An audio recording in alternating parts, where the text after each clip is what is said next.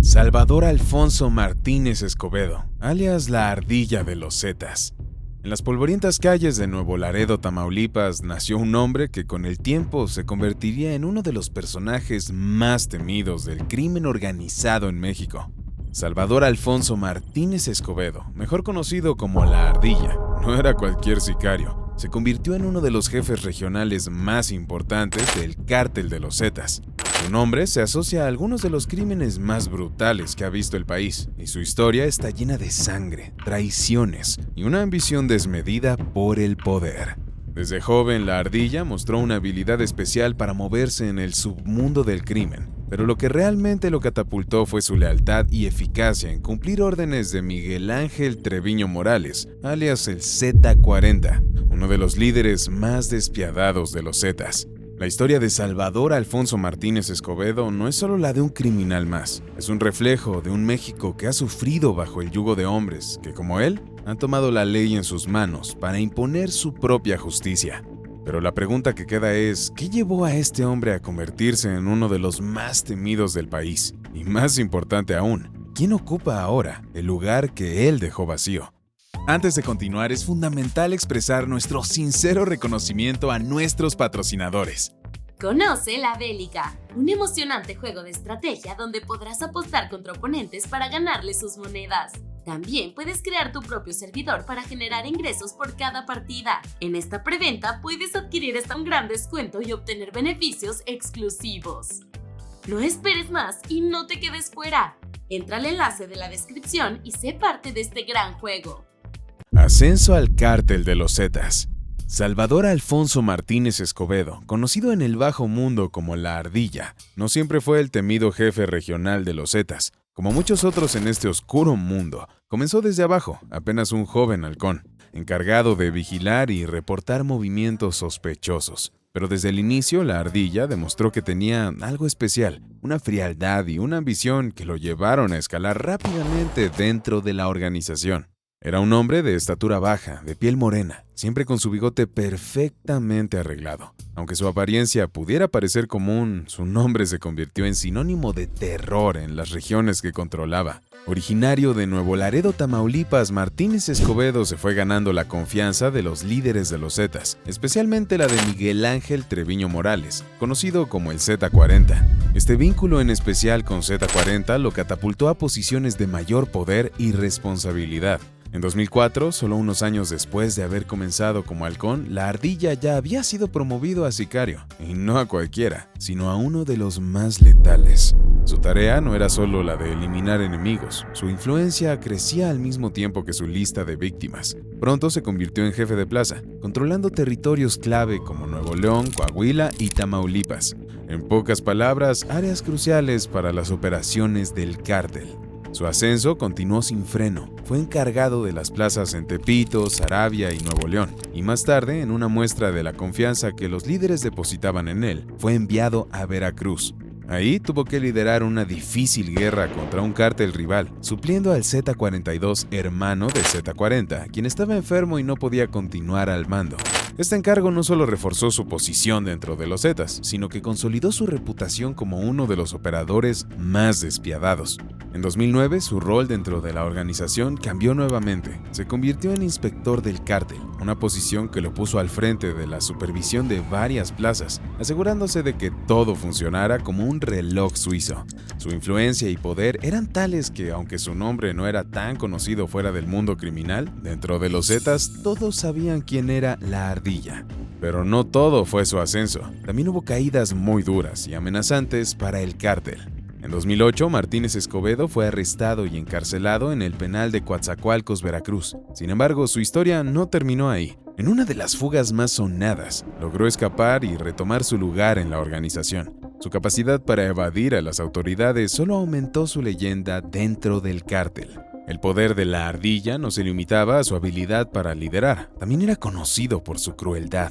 Encabezó la brutal guerra entre los Zetas y el Cártel del Golfo, un conflicto que dejó miles de fallecidos en su camino.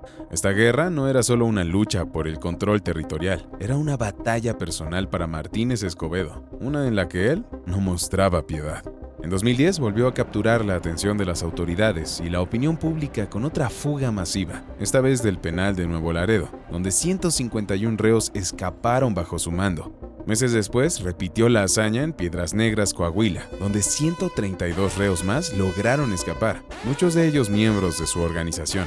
Cada vez que nos adentramos en las acciones de este prominente criminal, caemos en cuenta que en muchas ocasiones la realidad supera a la ficción.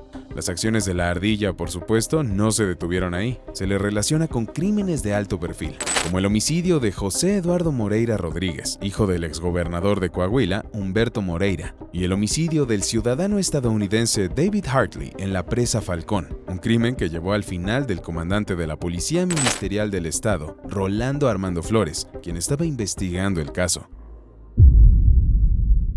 Ahora vamos con uno de los casos más macabros a manos de la ardilla. El 5 de noviembre de 2004, un día que comenzó con la normalidad de cualquier tarde adolescente, marcaría el inicio de una de las desapariciones más enigmáticas y dolorosas en la historia reciente de México.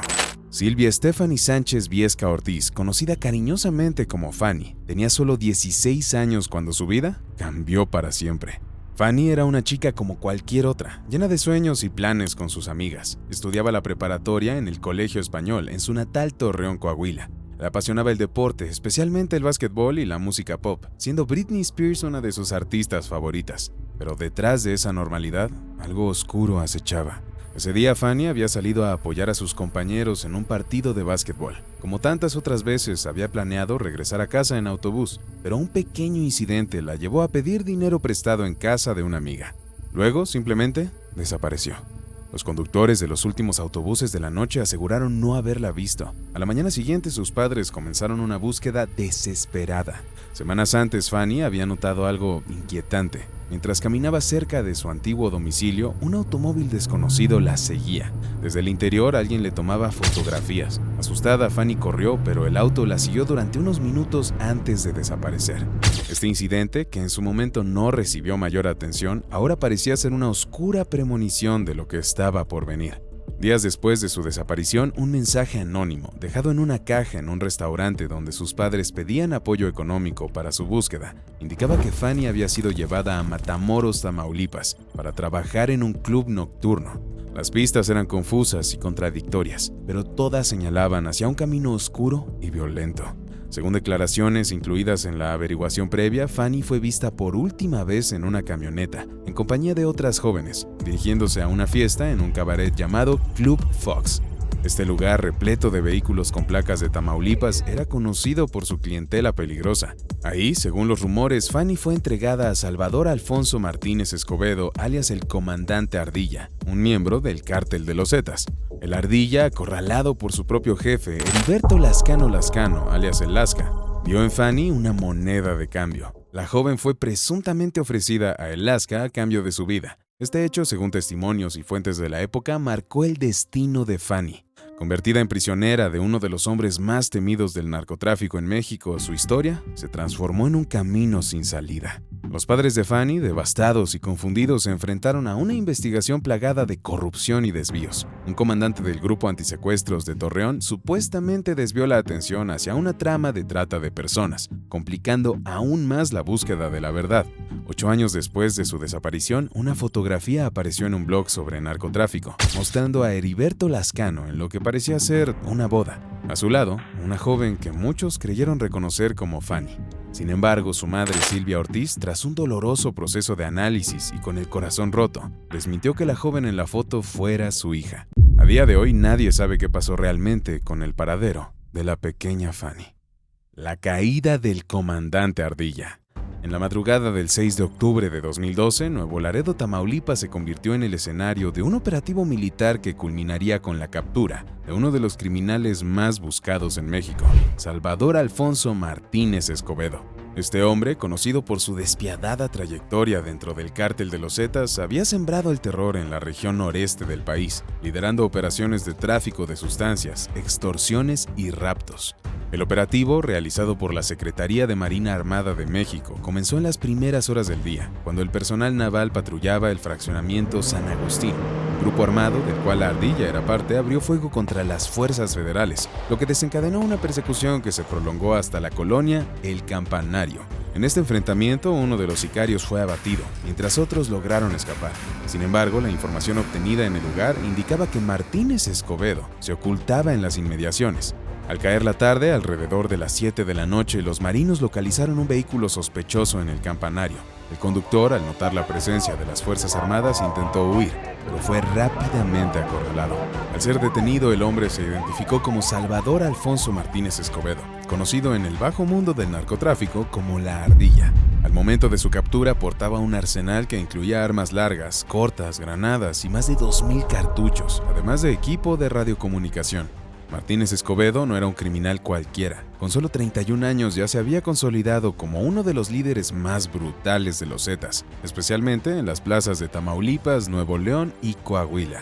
Su nombre era sinónimo de peligro y destrucción, particularmente después de la masacre de San Fernando, donde 72 migrantes centroamericanos fueron desvividos de manera atroz.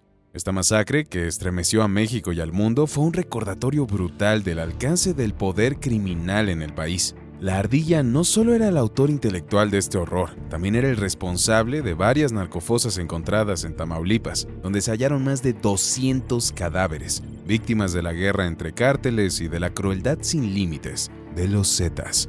Además, se le vinculaba con el homicidio de David Hartley, un ciudadano estadounidense que falleció en un ataque mientras navegaba en la presa Falcón, y con la fuga masiva de reos de las cárceles de Nuevo Laredo y Piedras Negras, hechos que reforzaron la estructura delictiva bajo su mando.